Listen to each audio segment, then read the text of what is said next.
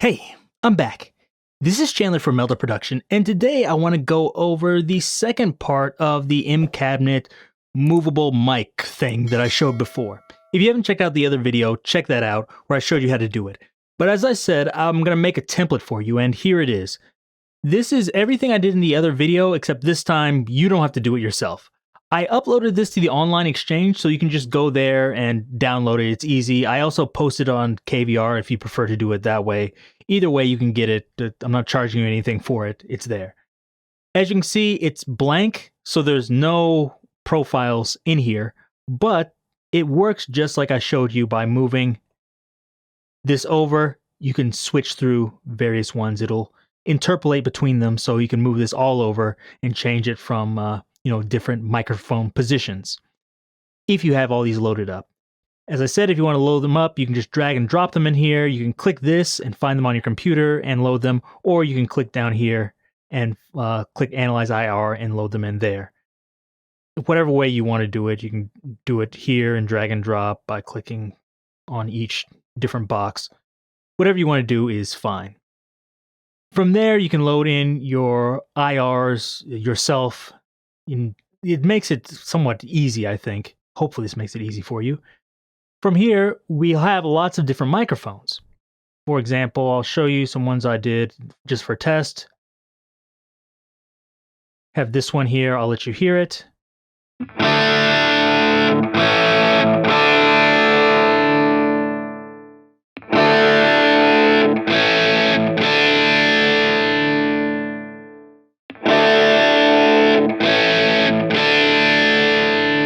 You can hear it cleanly blends between the different positions, and that's what we want. The only thing I did here besides load them in is in here I went into the manager. I labeled this as SM57 as opposed to just speaker, and there's a reason why, which I'll show you later. That's not super important, but it's somewhat important. It'll make your life easier. Just right click and put this down here. I'll let you hear the differences between them. So this is the SM57. I also have the R121, like the ribbon mic, and the MD421. So I'll play each of these so you can just hear the different characters of the mic in the close position like this.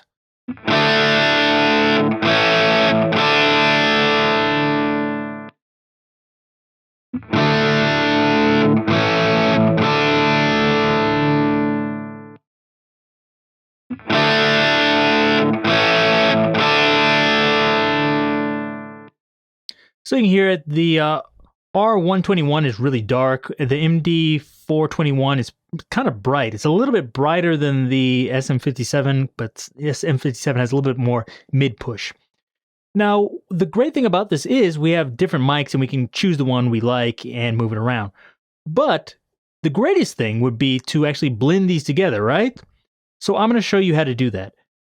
Actually, before I do that, I'll show you how to export this, because you might think like, I really like this sound at this exact position. Like, what do I do? What if I want to use this in some different hardware or, different software, whatever? All you have to do is just find the place you like here. Just click this IR button like that, and then set the name, click OK. It'll export it for you, and then you have your IR you can use again for whatever you want. Easy. Okay. Next, as I said, you probably want to blend these together to make your own sound. For that, we can't use MCabinet. We will use MCabinetMB. And you're wondering, like, where do I get this? If you bought MCabinet, it comes with MCabinetMB for free. It's included, so you don't have to worry about, like, where do you get it. If you already have MCabinet, it's on your hard drive someplace. Just look for it. Just turn this off. We have MCabinetMB. And so when you turn it on, it'll be maybe like this, or maybe it'll have like, 3 different bands, whatever. Whatever you do, if it has lots of bands, just use this and click one band, boom. So we have here, and we have nothing, hopefully. What we're going to do now is we're going to load in one of those. Let's choose the SM57, okay? We have this, it works the exact same way as before, and we find a sound we want.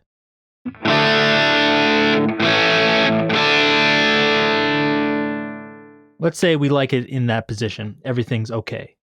What we're going to do now is right click here. We're going to change this first to parallel. This is really important. Okay? And then we're going to insert a band like that. Okay. So now we have this one and we have the other one. I don't know why it loaded this for me, but it did. You see here, sometimes this will be like collapsed like this. We want to expand this meters and utilities, and we're going to turn the output down because having more than one speaker is obviously going to, increase the output. What we're going to do here is go into the other one of the other ones. Let's do the R121 here. And that's the reason I said to change that parameter to R121 from speaker, because now we can clearly see, this is SM57, there's R121.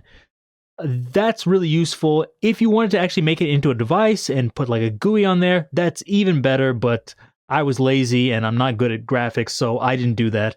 So this is the next best thing. At least it's labeled so you can see what it is. So we have our R121. If we don't want to hear the SM57 blended, we can do this and find what sounds good to us.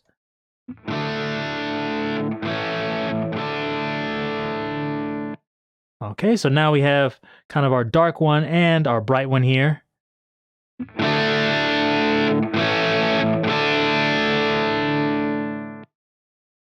What we can do is we can click here or here to increase or decrease the output to make sure it's blended the way we like it.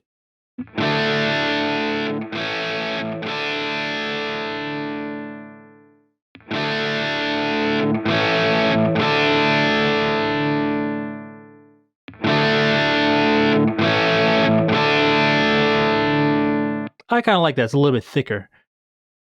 Now, let's say we want even one more. Let's go and let's add one more band. Insert. Okay. So here's our SM57. Here is our R121. And here's, I guess I loaded this before. So I'm going to put this MD121 in there. Okay. Solo this and we'll move it someplace we think's good.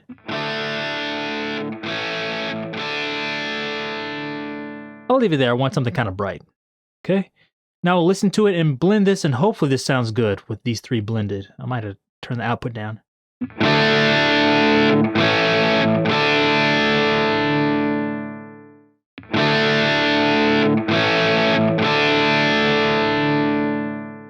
Now, if I like that, I can take that and just as before, I can export this as an IR. So now I have all three blended and I have a really unique IR that I can use for whatever I want. However, there might be a few other things you want to do. One thing that may be really useful is you see down here this little line that's sticking out. This is a pan knob, or I guess it's not really a knob, pan line, I guess. What we can do is we can move this to the left or right. So let's move this to the left, move this to the right, and now we should have some stereo width. So let's listen to it.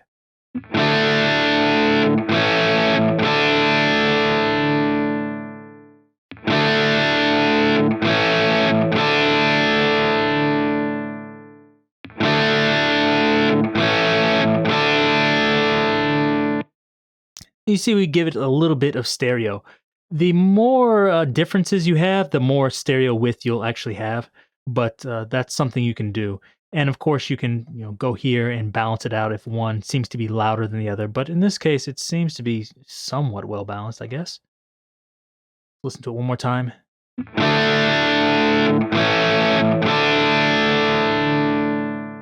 And as I said, you can export as an IR, but a warning, it doesn't seem to export stereo IRs as far as I know. Actually, I don't know. I haven't checked that. Maybe it does, maybe it doesn't. So you might have to check that yourself if it exports stereo IRs, but that's definitely something you can do. Now, I'll go over why you want to do this and what's the advantage of doing it this way versus, let's say, a different IR loader. With this, you're not actually loading the IR, so instead of taking up like a bunch of memory or something in here, it actually doesn't. It doesn't actually use that much CPU, which I was surprised about. So you don't have to worry about, using up lots of resources by using three different speakers. Don't worry about that. The other thing is you usually have to worry about phase, but since this isn't actually an IR and these are all minimum phase transformed, you don't have to worry about that. It'll always line up and you don't have to worry about any phasing between these. So it should sound good in any position and you don't have to worry about like, am I going to have to flip the phase switch or like, I can't use this position because of that. So that's good. Just remember the input and output to decrease it whenever you're doing it this way. There's some other things you could do here if you wanted to. So I think in previous videos, I talked about using the analog crossover and splitting it by frequency. So if you want like the bottom of one speaker and the high end of another speaker, you could definitely do that, but you may not want to. The other things you could do are do it in serial, which normally I wouldn't want to do, but there are some cases you might want to do that, like a special effect, like you have a normal guitar speaker that sounds good, and then later, let's say you wanted to go through like an old-time transistor radio speaker to give it a certain effect. And then afterwards, assuming you're here, you could move the wet dry. Like 90% of the time I wouldn't use this, but in that case you might want to go from like a old transistor speaker sound, then turn it down, and you could go into, just the sound through a normal guitar speaker, which could be cool. There's all sorts of possibilities, but this is the basic idea. So you can use multiple mics, you can move them around and do all sorts of fun stuff. So if you like this, give me a thumbs up. Leave me any questions or comments down below, and check out all the other plugins at meldaproduction.com. Till next time, see you.